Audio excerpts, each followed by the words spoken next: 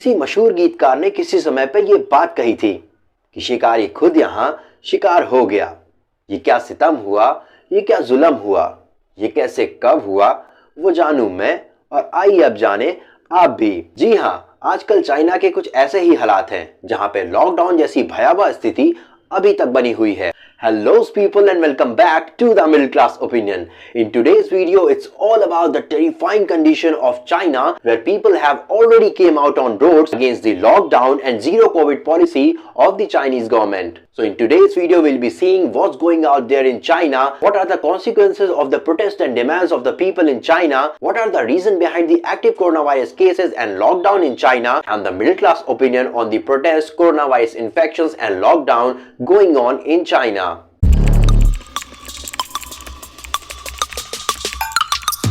बीते कुछ दिनों में चाइना में बढ़ते कोरोना वायरस केसेस और लॉकडाउन के चलते बहुत ज्यादा बवाल हुआ है। Things got worsened when people in China came out on road against the zero COVID policy of the Chinese government and formed a radically networked society in order to express their anguish against the zero COVID policy of the Chinese government. Corona virus के Omicron variant के बढ़ते cases के और तो और Chinese government द्वारा impose की गई जीरो कोविड पॉलिसी के चलते चाइना में जो लॉकडाउन लगा है उससे चाइना में रह रहे लोगों को बहुत ही ज्यादा दिक्कतों का सामना करना पड़ रहा है, फिर चाहे वो छोटे या बड़े बिजनेसमैन हो या फिर आम आदमी। इसके साथ ही साथ चाइना में इकोनॉमिक ग्रोथ, लोकल बिजनेसेस और फॉरेस्ट इन्वेस्टमेंट जैसी समस्याएं भी आ रही हैं। वहीं अगर जीरो कोविड पॉलिसी के बारे में बात की जाए तो चाइनीज गवर्नमेंट द्वारा तैयार की गई ये एक ऐसी पॉलिसी है जिसके तहत ये तय हुआ था कि चाइना में लॉकडाउन के सख्त नियम तब तक नहीं हटेंगे जब तक चाइना में जीरो कोविड केसेस नहीं हो जाते हैं। इसके चलते चाइना की जनता ने lack of freedom of expression का हवाला देते हुए ब्लैंक पेपर्स दिखा के वहां चल रहे लॉकडाउन और जीरो कोविड पॉलिसी का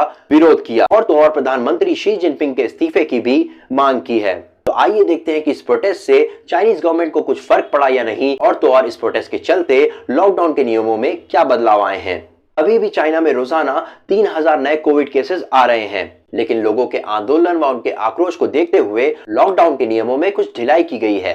जैसे कि क्वारंटाइन कैंप्स के अलावा अब चाइना में रह रहे लोगों के पास यह विकल्प होगा कि वो होम क्वारंटाइन भी हो सकते हैं। वहीं अगर किसी स्कूल में बहुत ज्यादा कोरोना वायरस का संक्रमण नहीं रहेगा तो वो स्कूल खोल दिए जाएंगे और तो और हाई रिस्क एरियाज में भी अगर 5 दिनों तक कोई भी नया कोविड-19 केस नहीं आता है तो उस इलाके से भी लॉकडाउन पूरी तरह से हटा लिया जाएगा। तो आइए देखते हैं कि जहां दुनिया के ज्यादातर देश कोरोना वायरस से मुक्त हो चुके हैं, वहीं अभी भी चाइना जैसे डेवलप्ड देश में कोरोना वायरस कैसे अपनी पकड़ मजबूत किए हुए है।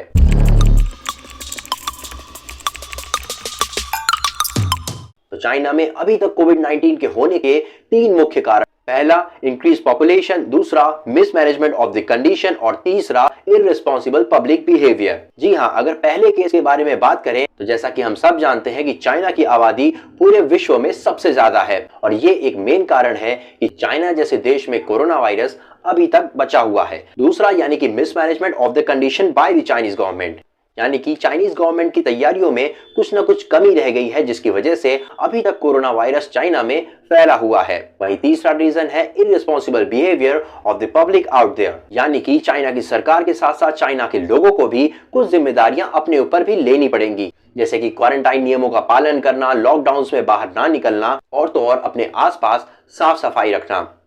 तो आइए देखते हैं कि what is the middle class opinion on the containment of the corona virus in a nation like China.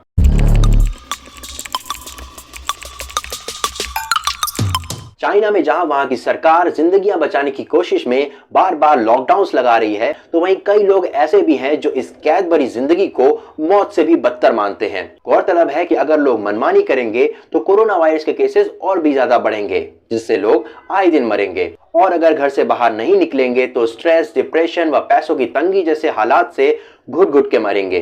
तो ऐसे में द मिडिल क्लास ओपिनियन ये है कि चाहे आम आदमी हो या फिर सरकार, दोनों को ही ऐसी आपातकालीन स्थिति से निपटने के लिए तैयार रहना चाहिए जिससे ऐसे वक्त में आप कमजोर ना पड़ सके, फिर चाहे वो आपकी आर्थिक स्थिति हो या फिर आपकी मानसिक स्थिति। So always keep with yourself multiple sources of income, some emergency funds and always train your mind to be a versatile one.